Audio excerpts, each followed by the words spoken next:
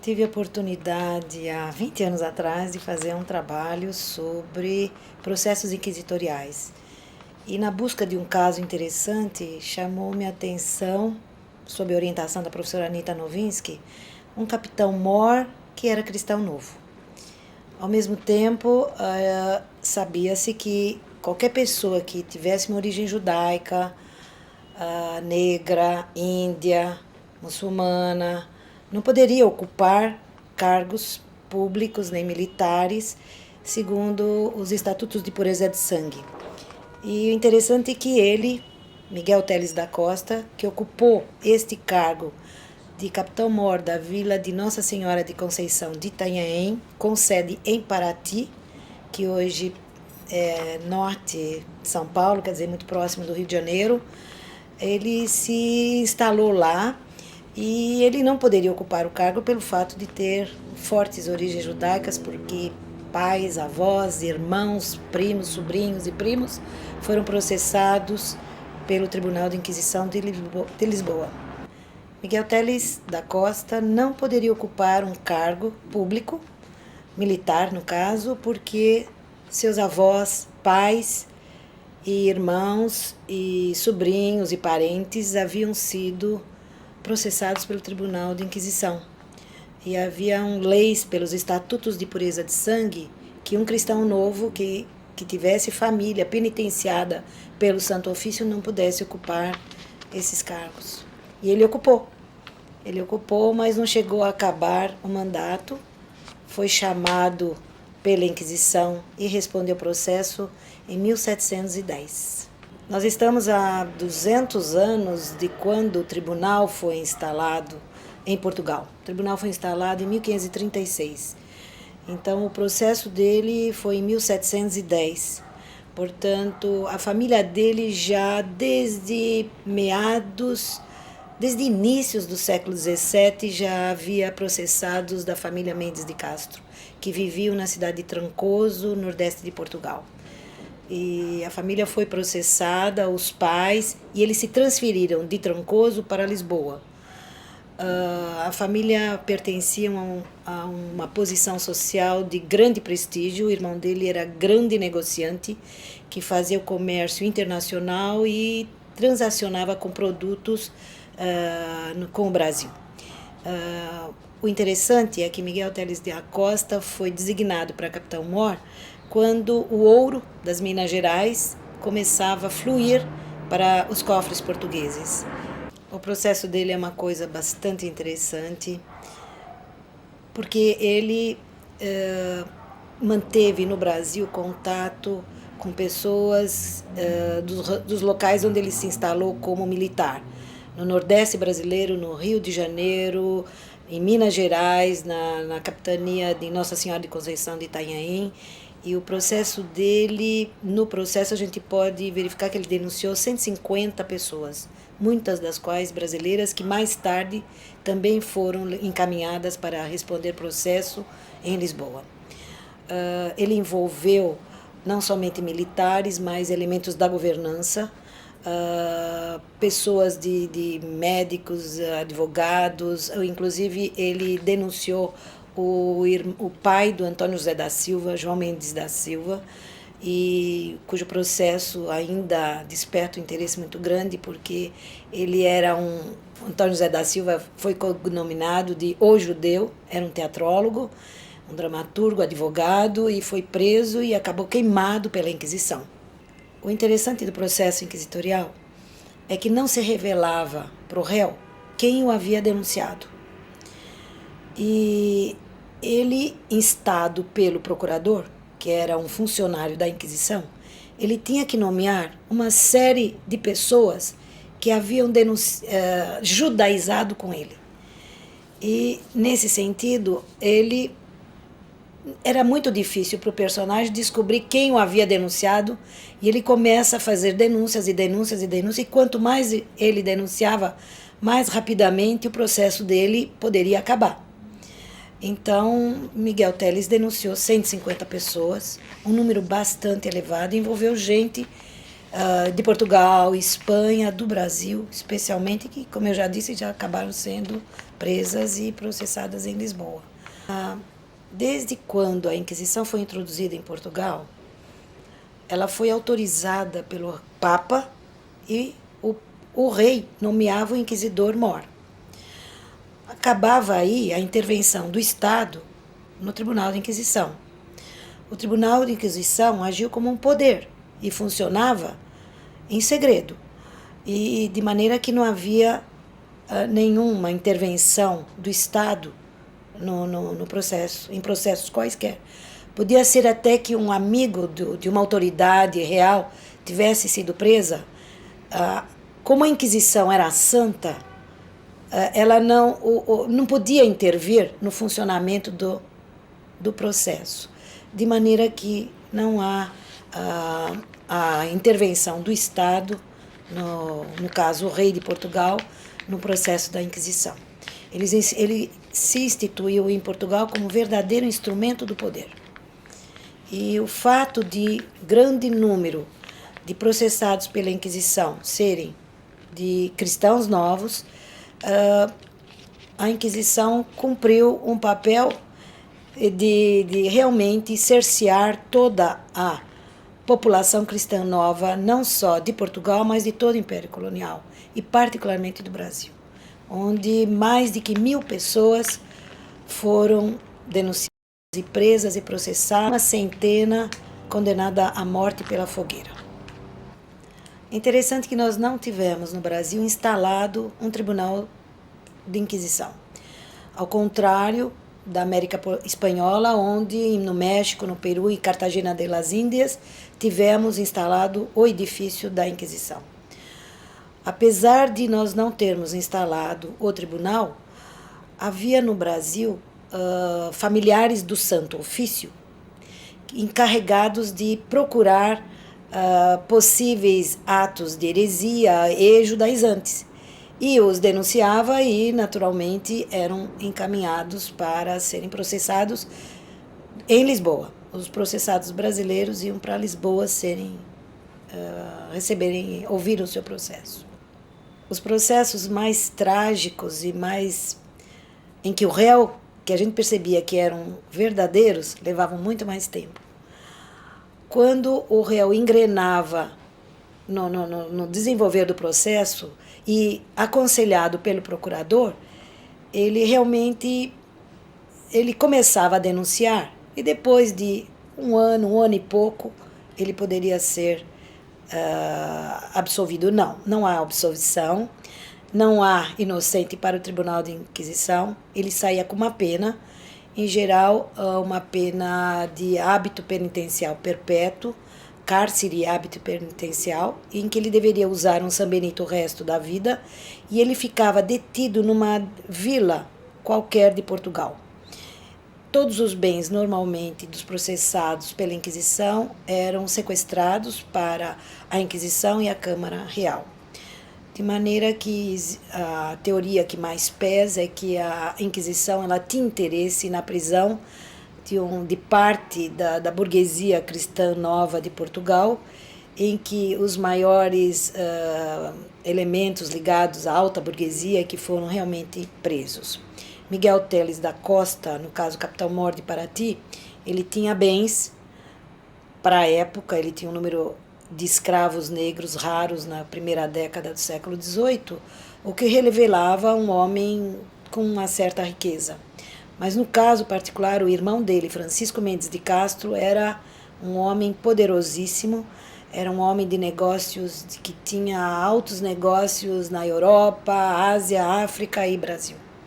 E o processo dele foi bastante demorado, porque ele tinha conseguido escapar da Inquisição, porque ele fazia enormes doações para a igreja e tinha amizades com o alto clero português. Mas as denúncias eram tantas que os promotores exigiram que a prisão dele fosse feita. Ele foi, e o processo dele é bastante volumoso e levou mais do que 2 anos em prisão. Os processos da Inquisição mais de 40 mil processos se encontram no Arquivo Nacional da Torre de Tombo, em Lisboa. A primeira vez que eu ouvi falar de Cristão Novo foi como aluna de ginásio. O professor me... Você não sabe nada sobre Cristão Novo? Eu estranhei. Nunca havia ouvido falar sobre cristãos novos. E, por um acaso, um folheto chegou de uma aula na USP dada pela professora Anitta e eu, curiosa, fui assistir. E aí, então, eu iniciei meus estudos na área sobre Inquisição. Agora, eu acho que a equipe que a dona Anitta formou a partir da década de 70 é que estimulou muito os estudos sobre a Inquisição. Hoje a equipe dela está bem maior, vários estudos estão aí, estão sendo devagarzinho publicados, e eu acho que abriu o cenário da história brasileira para um fato completamente ignorado até a década de 60, eu acho. Então devemos à professora Anitta Novinsky ter introduzido os estudos de uma forma mais comum e mais evidente sobre a ação da Inquisição no Brasil. Miguel Teles da Costa, ele recebeu a pena muito comum a todos os processados, cárcere e hábito penitencial perpétuo. Na leitura de outros processos, nós verificamos que Miguel Teles da Costa, alguns anos depois, saindo da prisão, ele estava demente, porque ele foi chamado para depor em outro processo e revelou-se a doença dele. Soubemos que pouco tempo depois ele morreu. A nossa conclusão foi que ele deve ter ficado muito abatido pela tortura que ele passou na Inquisição. Ele nunca mais retornou, portanto, ao Brasil, mas um sobrinho dele também foi processado e todos os bens que ele conseguiu adquirir no Brasil, depois de ocupar o cargo de capitão-mor, foram sequestrados pela Inquisição e Câmara Real. O caso dele é bastante significativo porque ele ocupou uma posição de destaque no cenário político militar brasileiro. Mas existem inúmeros processos bastante interessantes e um caso que nos interessa bastante foi na época do domínio holandês, quando na Bahia apareceu uma figura chamada Isaac de Castro, e o processo dele é muito interessante. E cada processo é interessante, específico, mas revela alguma coisa completamente desconhecida da historiografia, o cotidiano, não só de Portugal, mas o cotidiano brasileiro. A Inquisição, embora a maior parte dos processos a maior parte seja contra cristãos novos, ela perseguiu também um número de homossexuais, bígamos, sodomitas e pessoas que praticavam rituais indígenas ou africanos. O número é menor. Existe um estudioso interessante, o Luiz Motti, que trabalha com processados homossexuais durante o período colonial. E o trabalho dele é gozadíssimo, porque as cenas que se descrevem nos processos são cenas chulas e realmente a atenção, e é interessante. Salvo pequeno período no final do século XVII em que a Inquisição foi desativada, a Inquisição atuou no Brasil desde o início da instalação até 1820. Mas ela teve uma interrupção na segunda metade do século XVIII, quando o Marquês de Pombal, preocupado com o desenvolvimento da burguesia portuguesa em vista da manutenção da vida econômica mais dinâmica, ele proíbe a definição entre cristãos novos e cristãos velhos, o uso desses nomes nos documentos e na linguagem comum. E, diante disso, os inquisidores, como não podiam utilizar o termo cristão novo, eles não podiam identificar os prisioneiros.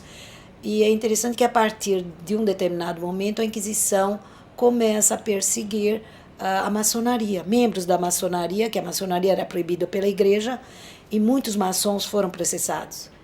E interessante que entre esses maçons, muitos cristãos novos, porque parece que era na maçonaria que os cristãos novos encontraram um local mais apropriado onde ele pudesse expor mais livremente as suas ideias. E a Inquisição, finalmente, ela, em 1821, ela deixa de funcionar quando as tropas de Napoleão Bonaparte invadem Portugal e Espanha e decretam a extinção do funcionamento do Tribunal de Inquisição nos dois países. Na sociedade portuguesa, havia uma clara evidência da diferença que havia entre cristão novo e cristão velho, onde o Tribunal de Inquisição era atuante e era uma sociedade relativamente pequena. No Brasil, embora os cristãos novos tenham sido o tempo todo perseguidos, não pode-se dizer que houvesse um grupo discriminado de uma forma genérica, não. Ele estava misturado em toda a população e você encontra cristão novo em todas as capitanias brasileiras, e branco, negro, de maneira misturando com toda a população em geral, e somente em determinados momentos da história colonial é que a gente percebe uma diferenciação social. Foi principalmente na primeira metade do século XVIII, em que, por causa da mineração, grande número de cristãos novos foram encaminhados para Lisboa e paralisavam muitas atividades com as quais eles estavam ligados com a população geral. Pode-se dizer que a Inquisição mexeu mesmo com a história colonial e deu origem àquele famoso trabalho do Dias Gomes, Santo Inquérito, que é uma obra interessante, e ele conta como se fosse a ação inquisitorial aqui no Brasil. Muita coisa ainda está para ser descoberta, né? A partir de 1497, com a conversão forçada, os judeus que foram convertidos à força, para se distinguir dos antigos cristãos, eles receberam o nome de cristãos novos. E esse nome cristãos novos passou a fazer parte de todos os documentos, porque todo indivíduo tinha que escrever o seu nome e a sua origem social, de maneira que ele já nasceu discriminado e marginalizado pela própria sociedade. Havia uma tremenda rivalidade entre cristãos velhos e cristãos novos, porque os cristãos novos conseguiram, com o tempo, ocupar posição de destaque que vinha em período anterior. E essa rivalidade trazia problemas de ordem social para Portugal, e muitos buscaram refúgio em nações da Europa, da África, do Império Otomano, e muitos buscaram refúgio no Brasil. Os que tinham posições mais privilegiadas procuravam os países europeus. Então, na Holanda, nós tivemos a presença de cristãos novos que, quando lá chegavam, voltavam ao judaísmo. Não necessariamente pela pertinência religiosa, mas por uma inadequação à estrutura social local, para poder ser recebidos pelos judeus que haviam já estado lá desde o início, desde finais do século XVI. Depois de receberem a pena, a sentença, os réus saíam no auto de fé, onde era uma cerimônia pública, e eles iam em fila indiana, portando uma vela na mão, com uma roupa onde os dizeres com desenhos que interpretavam a heresia do indivíduo. E esse era o San Benito, que eles tinham que usar de uma forma até o final da sua vida. E por incrível que pareça, que quando morria alguém, esses San Benitos eram pendurados nas igrejas. Quer dizer, o San Benito era uma forma estigmatizante da discriminação que a sociedade voltava para eles.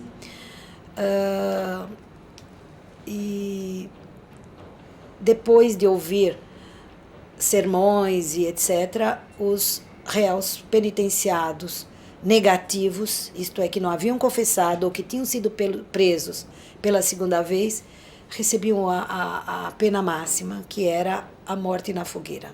Os réus condenados à morte tinham duas formas de morrer. Ou morrer na lei de Cristo, que era uma menos dolorida, eles eram garroteados e depois queimados. Se eles quisessem morrer na lei de Moisés, eles eram queimados vivos. Esses espetáculos que se faziam na Praça do Rossio, em Portugal, em Lisboa, atraía toda a população portuguesa e era um espetáculo, o que levou muitas pessoas, até um colega meu, Luiz Nazário, fazer a tese chamada O Auto de Fé como Espetáculo de Massa, porque era a atração turística da época, em que o pessoal levava lanches para comer enquanto os processados eram queimados em praça pública. Foi uma coisa muito dramática na história portuguesa e finalmente conhecida pelos estudantes através das pesquisas que estão sendo elaboradas a partir da década de 60. Os Estatutos de Pureza de Sangue marca a história mundial, porque foi a primeira forma de discriminação legal na história do Ocidente. Foi instituída primeiramente na Espanha e depois em Portugal, e endossada por todas as instituições e organizações luso-espanholas, e ela funcionava no Brasil. Quer dizer, o Brasil nasceu sobre a égide da discriminação. Mas, apesar da lei, na prática as coisas não funcionavam dessa forma. E o exemplo típico é o caso do capitão-mor Miguel Teles da Costa, que apesar de ser cristão novo, filho, neto de processados pela Inquisição, ele pôde ocupar o cargo. De que forma? Obtendo falsos atestados de habilitação de gênero. Ele conseguia facilmente provar que era um cristão novo e daí ocupar o cargo que lhe era legalmente proibido. Depois da conversão, os cristãos novos foram batizados por cristãos velhos e adotaram os seus nomes. E, portanto, não é correto dizer que todas as pessoas que tenham nome de árvores e etc., Mangueira, Oliveira, Pereira, seriam de origem judaica. Para poder verificar esses nomes, Mendes, Costa, Pereira, Oliveira, são nomes de origem judaica, Silva, inclusive, mas somente investigação mais apurada pode-se determinar a origem cristã nova de uma pessoa. Eu acho que os cristãos novos buscavam eliminar as origens judaicas e evitar a perseguição inquisitorial. E se casavam indiferentemente com toda a população, seja em Portugal ou no Brasil, e mesmo na Espanha. Pode-se dizer que a maioria da população portuguesa e brasileira tem sangue judaico nas veias, por causa dos casamentos intergrupais que se faziam de uma forma acentuada. E o Brasil tem uma presença judaica muito forte. Câmara Cascudo escreveu um livro sobre a presença de tradições judaicas no folclore brasileiro. As origens judaicas do povo brasileiro foram apagadas com o tempo, mas você pode ainda no meio rural perceber coisas típicas que lembram não religião judaica, mas reminiscências, tradições populares. Por exemplo, o matar a galinha sangrando completamente é uma prática que se usa em Minas Gerais, é uma prática religiosa judaica, né? E, enfim, cobrir espelhos, costumes de acender candelabros, ou no sábado limpar a casa com mais cuidado, colocar mesa branca, lembra algumas coisinhas de tradições judaicas que possivelmente se mantêm em rincões afastados do meio urbano brasileiro. Ainda se mantém.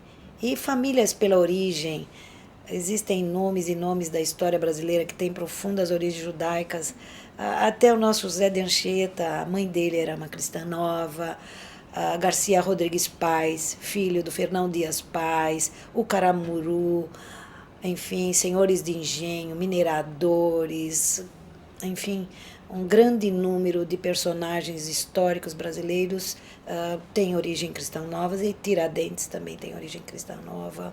E o próprio, em 1710, houve o movimento dos Emboabas, o Manuel Nunes, ele era também, Manuel Nunes, não me lembro direito o nome, mas ele denunciou o movimento e ele mesmo era um cristão novo. E uma sociedade de denúncias existe como tradição no Brasil por causa da Inquisição. Porque, naturalmente, quem denunciava ganhava vantagens, deixava de pagar taxas e impostos. Então, a indústria de denunciantes é uma realidade nacional e que vem do período colonial, eu acho. Fernando de Noronha, o dono da primeira capitania brasileira, era um judeu convertido, recebeu um título de nobreza e ele ocupou durante por 2 vezes, ele pôde arrematar o contrato do pau-brasil para a ilha que hoje tem o nome dele. Ele era de origem judaica também. Eu escrevia muito sobre o tema numa revista da comunidade judaica e eu recebia muitas cartas de gente tentando buscar as suas origens, que tinha um outro pormenor, uma característica na família que lembrava judaísmo. E mesmo reminiscência oral que passava de pai para filho, e existe sim, e muitas pessoas procuram pessoas entendidas no assunto para tentar provar origem judaica. A heresia judaizante era uma coisa interessante. Será que realmente os que foram processados judaizavam? Cometiam ato de heresia? Não se pode, pela simples leitura do processo, ter a certeza disso. Porque todos os réus repetiam exatamente o que os inquisidores estavam esperando que eles dissessem. Pode-se dizer que a heresia existiu alguns anos, algumas décadas ainda, depois da conversão. Mas depois de 2 séculos e meio, é difícil dizer se eles realmente judaizavam. Pode-se dizer que, diante da intensa perseguição e constante, fez com que eles assumissem uma posição, não de hereges, mas de agnósticos, de descrentes. Eles frequentavam a igreja, mas haviam verdadeiros cristãos, católicos, mas é possível que uma minoria tenha desenvolvido um comportamento agnóstico justamente pela intensa perseguição do aparelho inquisitorial. Bom, de qualquer forma, a heresia judaizante está descrita num documento que era publicado, a Carta Monitória, na frente das igrejas, de maneira que os réus, ou a população em geral, sabia o que era judaizar pela própria descrição que os próprios inquisidores faziam sobre a heresia. Portanto, o que permite com que alguns autores dizem que a heresia judaica ela foi um mito. Na realidade, os inquisidores, no sentido de desenvolver os processos a contento, eles fizeram com que a população cristã nova absorvesse aquilo que eles queriam eliminar. Então a heresia subsistiu porque o próprio tribunal assim o quis. E segundo Antônio José Saraiva, a Inquisição era uma fábrica de judeus. Judaizar significava praticar os costumes e as tradições judaicas. O quê? Raspar o óleo do batismo,